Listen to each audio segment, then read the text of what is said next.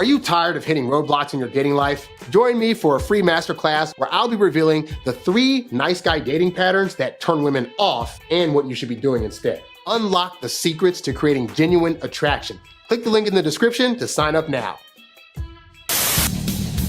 It's the Introvert Dating Success Podcast, the show for introverted men that's all about learning how to attract beautiful women and still get your precious alone time. And now, here's your host, dating coach and fellow introvert, Harry Wilmington. What up, guys? Welcome to the Introvert Dating Success Show. I'm your host, as always, Harry Wilmington. This is the show where you learn how to date as your introverted self while still getting your precious alone time. So today is not my normal air day. I'm going to start doing more live streams at sporadic times because I have more time at home now. I really want to start trying to do like 1 or 2 of these a day if I can. So I'm testing out this time slot. I'm also going to probably test out doing a live tomorrow morning just to see where this lands with people. But in the meantime, I wanted to talk today. Actually, I just wanted to react to this video that I found on YouTube. So there's this channel called The Happy Wife School, and it's led by a woman whose name is Karyn Seitz. I believe it's S-E-I-T-Z. But anyway, this woman says, I am a former unhappy wife who emasculated my husband until I had an awakening that I was the problem in my marriage. She took accountability for her being a problem. That is very, very admirable. She says, now I teach other married women the journey of finding happiness within so they can evolve as a woman and wives. I also teach good men how to constructively navigate their wives' emasculating behaviors as a way to rebuild their strength and confidence as men. And she does a weekly live show every Saturday. And then she puts out, the shorts from those videos throughout the course of the week. So I ran across one that I really wanted to talk to you guys about because I saw it. I heard what she was saying in it. And I was like, oh my God, I know guys that have this experience of being in couples counseling and the therapist that they're talking to being very, very biased. So the video is entitled Gynocentrism, the Gender Bias of Marriage Counseling. And a lot of the things that she talks about in this video, I think are important to you as a guy because she's going to point out some of the tactics that women use to gaslight or to push off responsibility for the toxicity of their relationship onto you and off of her. So it's a very insightful video. And so all I'm doing today is just reacting to this video. Like, that's it. So hopefully you'll get to learn some things. And I'm going to stop along the way to give my 2 cents on the things that she is talking about. All right. So let's go ahead and bring her up to the stage. Let me use this one right here. So this is Karyn here. She's going to talk to you guys about why it is that marriage counseling is extremely biased and is typically gearing towards focusing on the things that the women are bringing to the table and, kind of ignoring what guys are talking about. Let's go ahead and watch the clip. Marriage counseling is gynocentric, meaning the dominant focus is on the interest and perception of women. Marriage counseling and therapists have a gender bias toward women. And that tends to be, that's not very, very surprising to me because typically in our society, we're designed to try to protect women from harm. And so part of that means basically believing any story that they tell. If they're saying that they got harmed, they must have gotten harmed. We don't question it. If she says that her husband is abusive or yelling at her or is being emotionally abusive, well, we're going to go ahead and just believe that because she's a woman. So obviously women are meant to be believed. But if she's saying therapists are biased to where they're going to automatically believe a woman's story, which is not going to be good for you when you're trying to go to these counseling sessions to try to better your marriage or your relationship.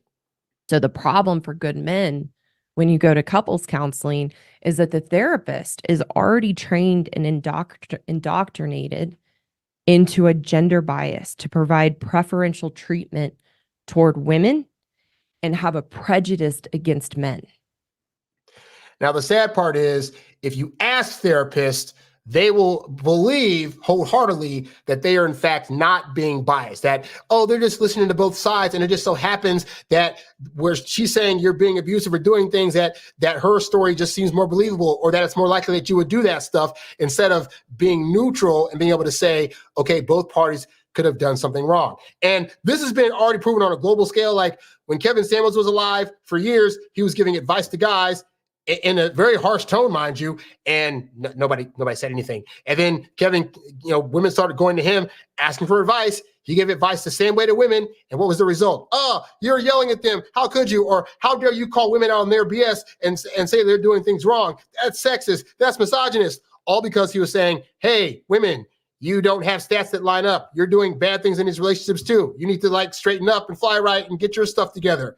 That was seen as a brutal thing, because it was a guy that was calling out women and saying that they do bad stuff also. So when you're in a counseling session with a therapist, they're already going to have a bias of, they're not going to be aware of it, but they're going to have a bias of the guy is probably wrong. So anytime the woman says something, it's just going to now confirm the bias that the therapist already has in their head. And if the guy tries to combat against that, well, she already has a lens of him being the problem. So now what he's saying is toxic. Oh, he's really dangerous. I've literally had guy friends go through this where they were going through counseling with former wives of theirs now, where the therapist was like, oh yeah, he's the bad guy, run. And it was in hindsight, years later, people saw that he in fact was not the bad guy. But by then it was already too late.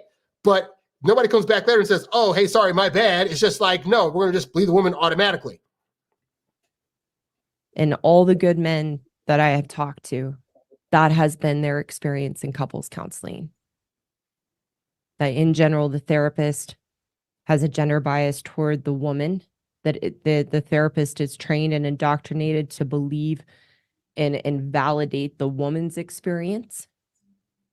And men feel that they are just constantly made wrong and further brainwashed into believing they are the problem in couples counseling.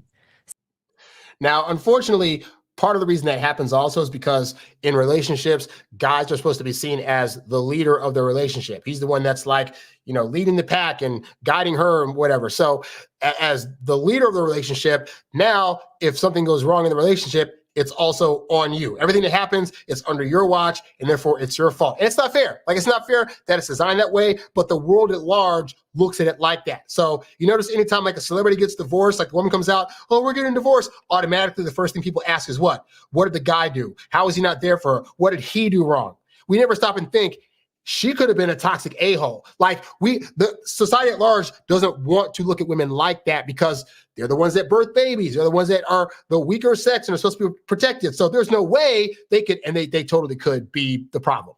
Said another way, couples counselors have no training to understand and validate the experience of the man in the relationship with a woman, and understanding what I talk about in my videos, how as women we manipulate, we gaslight, we shame, we make men wrong and bad. A couples counselor has no training to understand those dynamics. Now, why is that important for you as a guy to know? I mean, even if you're not a guy that's married, you could just be dating, right? Because here's what happens, right? You're going to meet a woman at some point, and you're going to ask her about her past or why she's still single. And most women, at least the ones that I've been around, will give you the same story, which is, oh, I had an ex, but he was abusive. He was narcissistic. He wasn't there for me, et cetera, et cetera. It's funny how every woman that's ever gone through a breakup ever has that same story. Now, sometimes it is true. There are guys out there that are actually abusive, but I have found more often than not, when women are coming to you and trying to put on a good impression, they're not going to say, well, I was the problem in my relationship. I was the a-hole. I was the one that was oversensitive to things and I did all these things wrong. No, they're going to pinpoint out every single thing that the guy did wrong, highlight it, and then strengthen it to be and it was it's not just oh, he ignored me. Oh, he was emotionally abusive. It wasn't just he didn't give me money. Oh, he was financially abusive to me. It's going to be these big stories because they're trying to put a good impression on you. And these same women are going to tell the same thing about you should you decide to break up with them. Oh, well, he just wasn't there for me. Or, oh, he just was so harsh and abusive and narcissistic and blah, blah, blah. And it can be none of that. But again, we're trained to believe that. So this is why I tell you guys, when you're asking women these questions and they're giving you these responses, take everything they say with a grain of salt, because them coming to you and saying, oh yeah, my ex was abusive, this and that, you weren't there. You don't have his side of the story. You weren't there to actually see what her version of abuse is and if it actually is or not. And you could end up being like most therapists, whereby you just fall for any story she says and just take her at her word and assume she's saying she was abused, so it must have been abusive, and abuse is a bad word. So whatever she's saying, it must have been really, really bad what he was doing, even though if you find out later on, you might talk to the guy and be like, oh, like, actually, this is what really went down. And she got kind of crazy. And now she's told my kids from me, like all this stuff that you wouldn't know otherwise. But rarely will you be able to have an opportunity to get the other side of the story. You're just taking her at her word. You need to take it with a grain of salt in the beginning. And has that bias toward the woman to believe her stories and believe what she is bringing forward. Over the years and working with women in marriage and relationships for almost 10 years, I have been trained, very strongly trained by my mentor, to never believe a woman's story in her marriage. Dang! Oh, that's harsh. Oh, that's so hard. Oh my God. She got trained to never believe. Because here's the thing, right? Women are coming to these counseling sessions and they're telling these stories from a position of adding extra emotion to it. Like as a guy, for example, if I go to a counseling session, I could say, okay, I could see how I did this thing and this thing and this thing, and that would cause turmoil in my relationship. Why? Because I'm able to be objective. I'm able to look at there's two people in this relationship. So objectively, both people are contributing. I wouldn't go into a counseling session saying it's all her. Like she's doing all the things. I would analyze and look at, okay, I can see how maybe I talked out of tone here, or I did this action here that really caused her to not trust me. Like I totally get those things. Okay, we can talk about that for sure. But a lot of women are coming to it as well. They have extra emotions. So whatever they did, whatever they said, they're able to say, well, I was justified because I felt this way. And because I felt this way, this is how I saw things. And so since I live in my feelings as my truth, even if what they're saying is like, I did some things, well, in my truth, I was justified to do them. Therefore, it shouldn't be seen as a problem. And so a lot of women go into these counseling sessions and aren't able to take on the responsibility of what they did, which you'll talk about a little bit later in the video. I cannot tell you the amount of times that I have gotten sucked into a woman's story because we are so convincing. We are so manipulative. We know how to dramatize and exaggerate the circumstances and experiences in the marriage to suck someone in, to feel sorry for us, to validate us in our victim story, and have even really no awareness to question that story from a woman and try to understand, well, what would the husband say, or what's his experience though? What's his side of the story? And let me tell you guys, this is why picking a spouse or a long-term partner is so important, because trust me, if you get into a tiff with the wrong woman, she will make you look like the bad guy in the situation. I've literally seen in my own life, and I've experienced in my own life, where it's like, you know, a woman will say, oh my God, like he did this thing, it was so horrible. And then you ask the guy if he's around and he's like telling the story, you're like, wait a minute, like that's not even his personality to be that abusive or to be that hard. Now, we could say, as a caveat, we could say, oh, the guy could just be really, really good at hiding how abusive he is. Okay, fine. There are some guys out there that can hide. They could be a nice guy to the world and they're abusive as heck to their wife. But more often than not, what I find is that, again, because women are more emotional, if you just go to women and say, hey, just so you know, when you did this thing the other day, I didn't appreciate it. I've literally dated women where I just did that, said, hey, just so you know, you did this thing. I don't think you had any malicious intent, but this is how I took it. This is how I'm reacting to it. And their response, oh my God, how could you say that? I was doing a thing. And you're like, oh, I got to get out of this because this is not good. Like I'm coming to you even keel and even tempered to tell you some stuff. And the result is you're doing all this stuff. I can only imagine you go to your friends. And then he yelled at me and said that I was doing the same, blah, blah, blah. Like, no, but women will do that. You know, so that's why, again, you can't just believe a woman off the bat when she's telling you about these previous exes that were all toxic. If they're all toxic and she's the common denominator, trust me, she had something to do with that toxicity. I dated a woman one time that would tell me up and down, oh my God, I always got abused by my exes. And then one day we went out and she was telling me a story about a previous ex, and kind of find out in that particular story, she had been the one that was like hitting him first. But she thought it was okay because as a woman, she's the weaker sex, so she could totally do that. And I'm like, that's toxic as heck to think you can hit somebody. What the freak? But again, she felt justified because I felt the way and I thought he was doing whatever and blah, blah, blah. It's not good. And we bring that into therapy. So like I said, I can't tell you how many times over 10 years that I got sucked into a woman's story and my mentor had to help me break through my cognitive dissonance and get back to the fundamental truth that I know. I've gotten so much better. It's very rare that that happens now, but it can still happen because we are so convincing. Most women should get an Oscar for the performances they put on. Think about the things that women have probably told you that they've probably been lying about.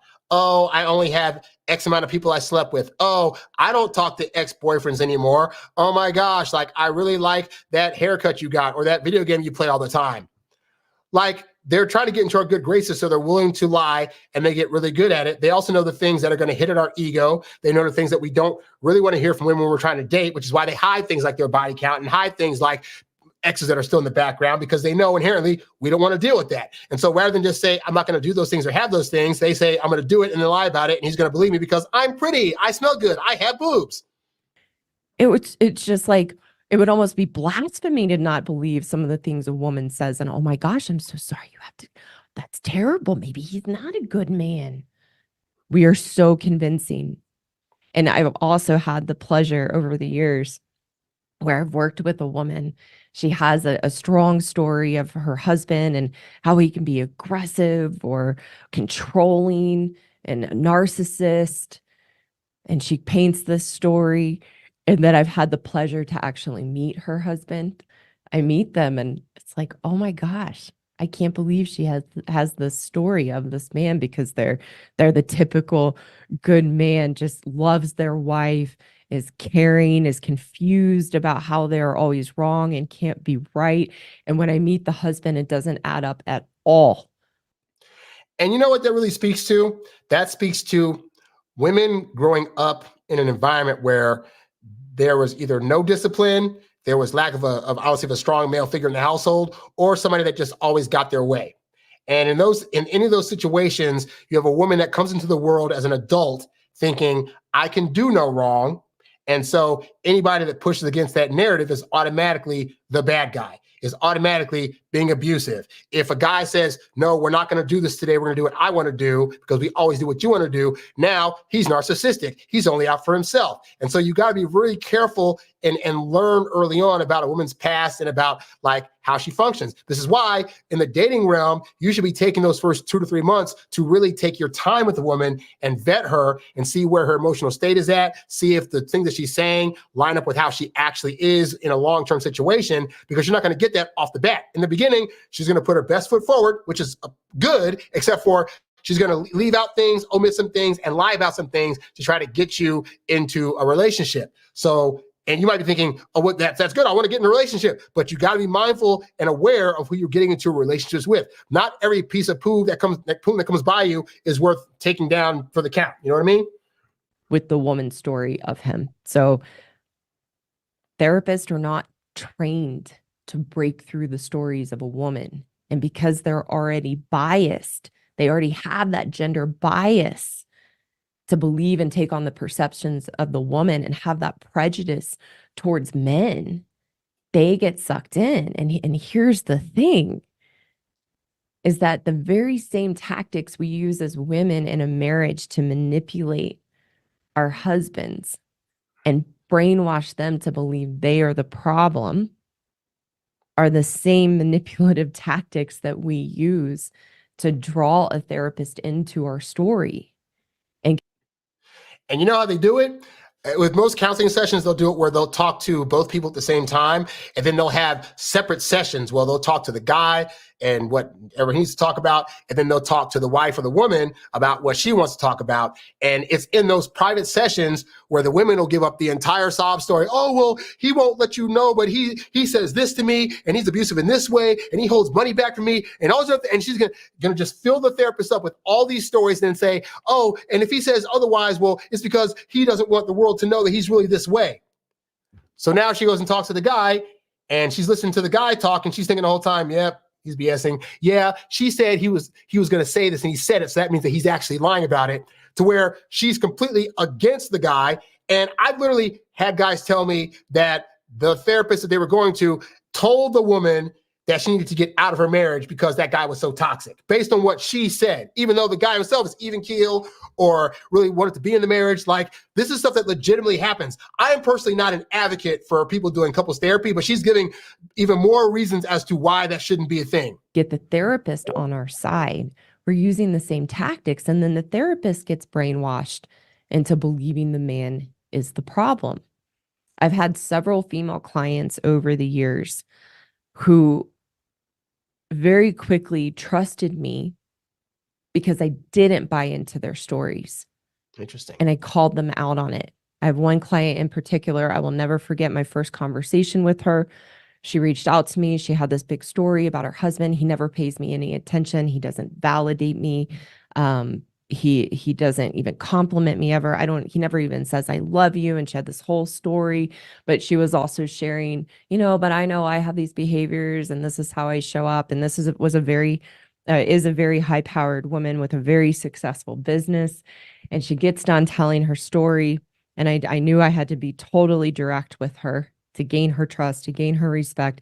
And I told her point blank, the problem is your husband is terrified of you because you are such, pardon my language, because you are such a bitch. Oh, she said the thing that you're not supposed to say.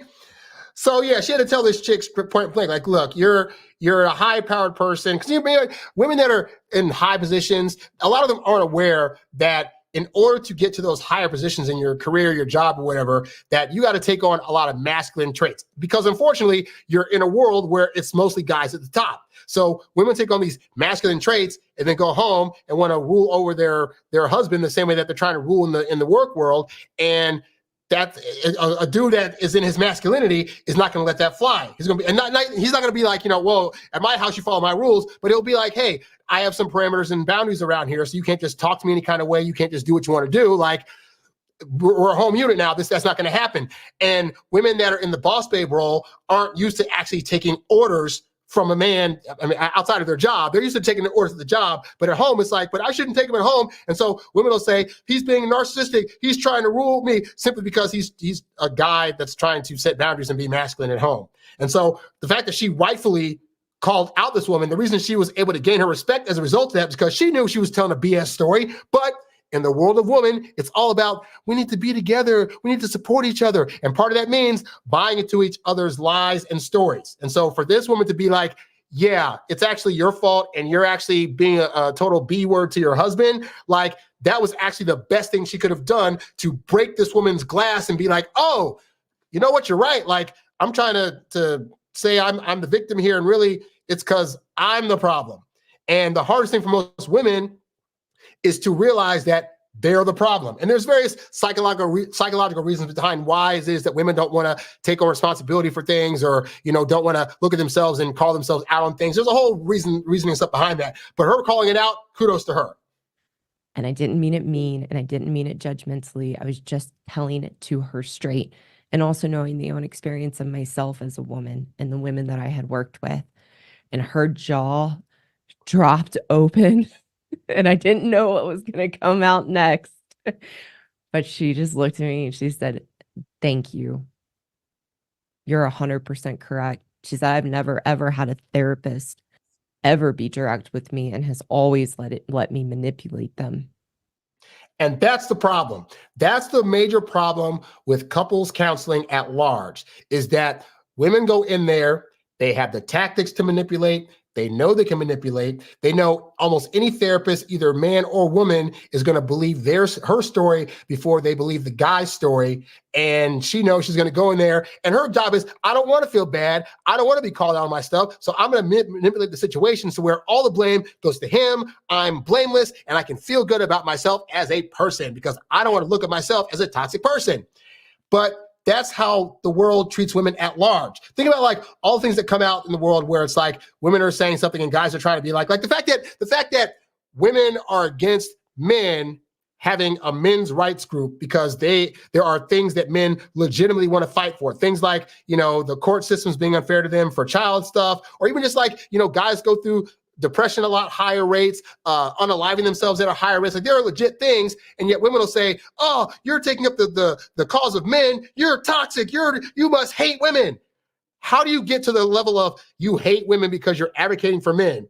But that's the point, is that if you're not believing a woman's story, if you're not going after what they find important, then the world at large is going to judge you. And it's a disservice to women who actually are toxic that need to be called out so they can start learning the process of not being so toxic. Instead, they are the toxic ones that keep pushing people away. And then they also never get the happiness that they truly want because they're not aware that they need to even change anything in the first place because nobody wants to tell them. You're the first person who's called me out. In her entire life. Like not just therapists, her parents didn't call her out, her aunties and uncles didn't call her out, and her partners, even if they tried to say some stuff, they got probably scared into not doing it, so they didn't call her out. They just wanted the feel-good life where they never did anything wrong, and then they end up in a situation like this where they constantly are in unhappy relationships because they're not aware they're the problem. So we have to be called out, women, and we have to see what's really going on. And if a couples counselor isn't going to do that because they're already trained to believe our story. And when we take it back to the psychology of relationships, and that our experience of the relationship is created by our internal emotional state. The therapist doesn't have any training to realize that a woman's experience of her husband, of a relationship, is created by that lens of which she sees through that internal emotional storm, and that we as women live in a total altered reality of what's really happening because we filter everything through that emotional storm and emotional turmoil that we constantly live in. Exactly. And how do you teach a therapist to recognize that? How do you teach a therapist to say, hey, you know what? A woman's going to come in and tell you a story. It's going to sound really, really real and authentic. And she's going to be crying in tears, this and that. But her emotions are actually probably heightening what she's actually seeing. Like I've been in relationships, for example, with women who, let's say they had gone through some terrible stuff in their childhood, just coming to them and saying, hey, so I didn't like when you did this. I would appreciate if you didn't do it anymore. Again, in that even tone, because they're filtering it through their emotions and what they went through as a kid or whatever, it gets taken as, oh my God, you're yelling at me. Why are you talking so harshly? Why can't you be calm? And I'm looking like, I'm being calm. I don't know how to not be calm. Like I'm if anything, I want to be calm so that way you feel heard, but that I can get my stuff across in a way that's going to break through those barricades. And I can't do that yelling. So I'm going to talk to you like this. And this tone has had women that were, in situations before be like, oh my God, that's so much. So now you go to a therapist, they don't know that. All they know is this woman's coming to them and crying. And so since they're crying, the story must be true. And therefore, guy, you're being toxic. Stop that. You're being narcissistic. How dare you? You're toxic. I need you to get out of here now. Women, you need to leave him. And it's all because they're not taking into account that.